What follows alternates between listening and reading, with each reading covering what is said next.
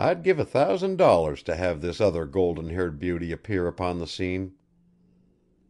"I'll give you 1,000 if you produce her," retorted Gregson.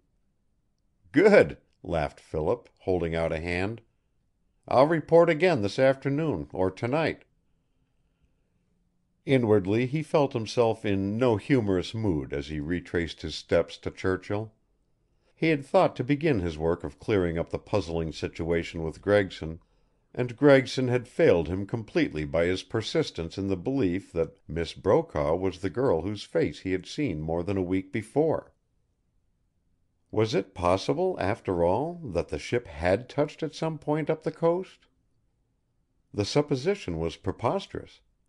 Yet before rejoining the Brokaws he sought out the captain and found that the company's vessel had come directly from Halifax, without a change or stop in her regular course. The word of the company's captain cleared up his doubts in one direction; it mystified him more than ever in another. He was convinced that Gregson had not seen Miss Brokaw until that morning. But who was Eileen's double? Where was she at this moment? What peculiar combination of circumstance had drawn them both to Churchill at this particularly significant time? It was impossible for him not to associate the girl whom Gregson had encountered, and who so closely resembled Eileen, with Lord Fitzhugh and the plot against his company.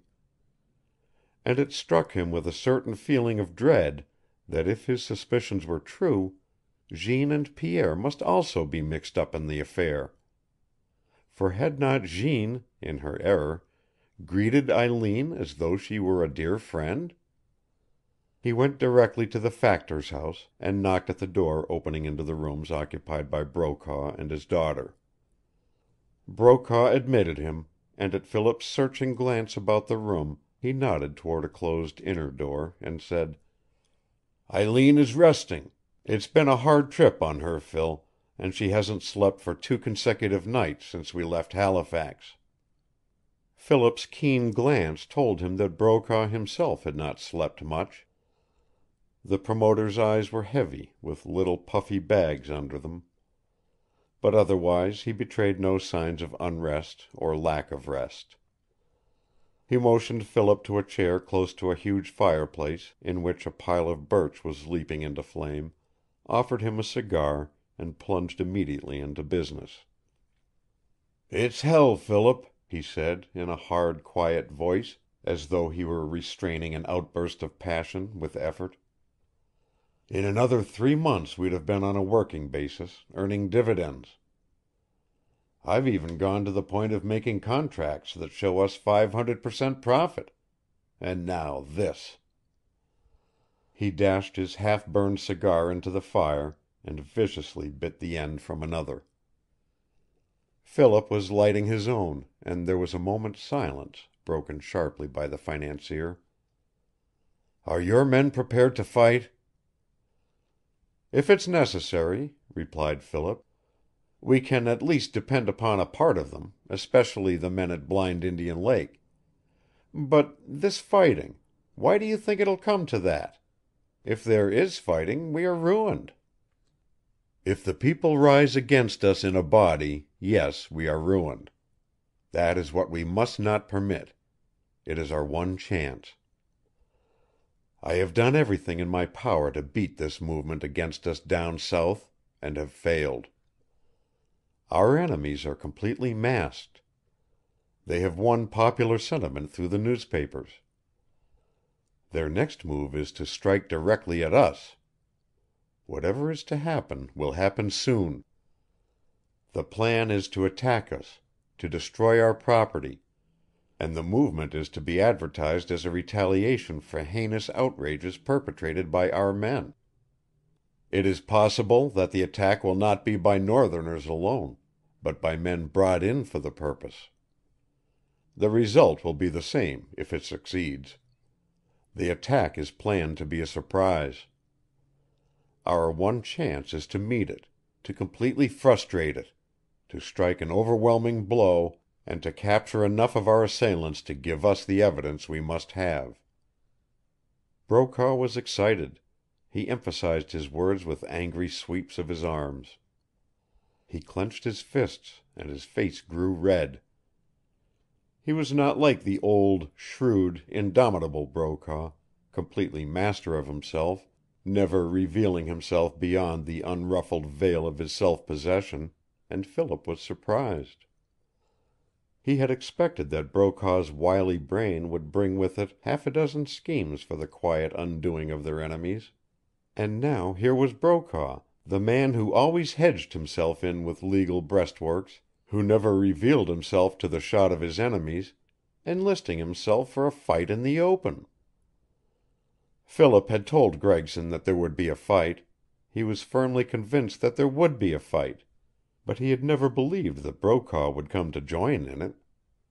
He leaned toward the financier, his face flushed a little by the warmth of the fire, and by the knowledge that Brokaw was relinquishing the situation entirely into his hands. If it came to fighting, he would win. He was confident of himself there. But "What will be the result if we win?" he asked. "If we secure those who will give the evidence we need, evidence that the movement against us is a plot to destroy our company, the government will stand by us," replied Brokaw. "I have sounded the situation there. I have filed a formal declaration to the effect that such a movement is on foot, and have received a promise that the Commissioner of Police will investigate the matter. But before that happens, our enemies will strike. There is no time for red tape or investigations. We must achieve our own salvation, and to achieve that we must fight." "And if we lose?" Brokaw lifted his hands and shoulders with a significant gesture. "The moral effect will be tremendous," he said. "It will be shown that the entire North is inimical to our company, and the government will withdraw our option. We will be ruined. Our stockholders will lose every cent invested." In moments of mental energy Philip was restless. He rose from his chair now and moved softly back and forth across the carpeted floor of the big room, shrouded in tobacco smoke. Should he break his word to Gregson and tell Brokaw of Lord Fitzhugh? But on second thought, what good would come of it? Brokaw was already aware of the seriousness of the situation. In some one of his unaccountable ways he had learned that their enemies were to strike almost immediately, and his own revelation of the Fitzhugh letters would but strengthen this evidence.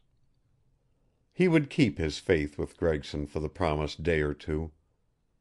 For an hour the two men were alone in the room. At the end of that time their plans were settled. The next morning Philip would leave for Blind Indian Lake and prepare for war. Brokaw would follow 2 or 3 days later. A heavy weight seemed lifted from Philip's shoulders when he left Brokaw. After months of worry and weeks of physical inaction he saw his way clear for the first time. And for the first time, too, something seemed to have come into his life that filled him with a strange exhilaration, and made him forgetful of the gloom that had settled over him during these last months.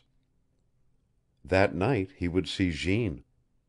His body thrilled at the thought, until for a time he forgot that he would also see and talk with Eileen. A few days before he had told Gregson that it would be suicidal to fight the northerners. Now he was eager for action, eager to begin and end the affair, to win or lose. If he had stopped to analyze the change in himself, he would have found that the beautiful girl whom he had first seen on the moonlit rock was at the bottom of it. And yet Jeanne was a northerner, one of those against whom his actions must be directed. But he had confidence in himself, confidence in what that night would bring forth. He was like one freed from a bondage that had oppressed him for a long time, and the fact that he might be compelled to fight Jeanne's own people did not destroy his hopefulness, his new joy and excitement that he had found in life. As he hurried back to his cabin He told himself that both Jeanne and Pierre had read what he had sent to them in the handkerchief,